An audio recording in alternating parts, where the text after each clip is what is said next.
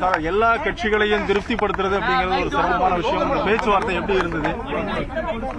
இன்னைக்கு நடந்த திமுக காங்கிரஸ் பேச்சுவார்த்தை மிக மிக சுமூகமாக முடிந்திருக்கிறது.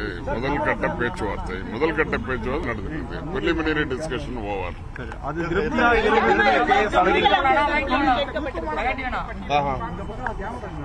எல்லாத்தையும் மீடியாவில் சொல்லிட்டு அப்புறம் எங்களுடைய என்ன டிஸ்கஷன் தேவையில்லையா? As it is preliminary discussion 2 பேரும் அவங்க பேசினாங்க, நம்ம பேசணும். மற்ற கூட்டணிக்கு தேதி சொல்லுவோம். உங்களுக்கு தெரியாம நடக்காது சார். எத்தனை எண்ணிக்கை, அதாவது கடந்த முறை தான் எண்ணிக்கை வாயில அதுக்கு கொஞ்சம் குறைவாக, ஏன்னா கூட்டணி அதிகமா இருக்கு. இவ்வளவு சீக்கிரம் எல்லாத்தையும் சொல்லிட்டா அப்புறம் ஒண்ணுமே இல்லையா?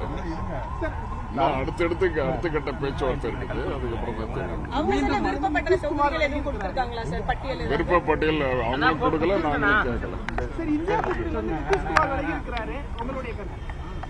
நிதிஷ்குமார் அவரு ஆரம்பத்திலிருந்து அவரு இந்த பிரச்சனையிலே இருந்திருக்காரு. அவரு இதுல இருக்கிறதுக்கு இன்ட்ரெஸ்ட் இல்லையான்னு தெரியல. அவர் போயிட்டு இருக்காரு. அதனால ஒண்ணு பெரிய சேதம் ஏற்படாது. மற்ற கட்சிகள்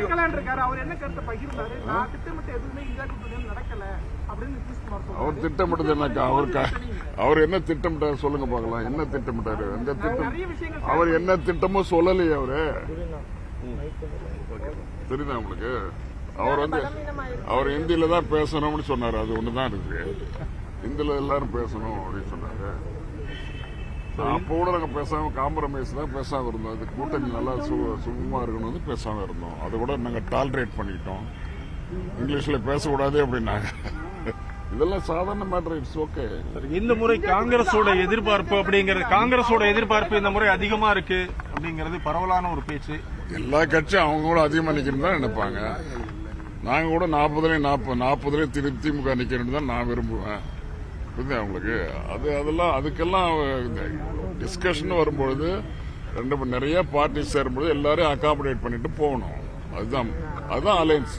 திமுகவும் 20க்கு மேற்பட்ட தொகுதிகள் இந்த தடவை நிக்குமா சார்? ஏன்னா போன தடவை 20 தான் நின்னாங்க, இந்த தடவை அதுக்கு மேல அதிகப்பட்ட தொகுதிகள் நிற்க வேண்டும் என்று நான் விரும்புகிறேன். அதே போல எல்லாரும் அந்த கட்சி தலைமையும் அதான் விரும்புவோம்.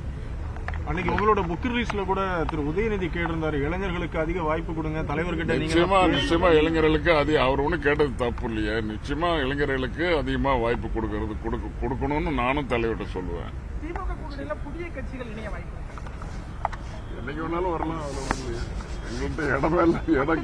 இடம் கேட்காம யார் வேணாலும் வரலாம். மக்கள் நீதி மையம் இணைய சொல்றாங்க. இல்ல ஆசிரியஸ் எனக்கு ஒன்றும் தெரியல.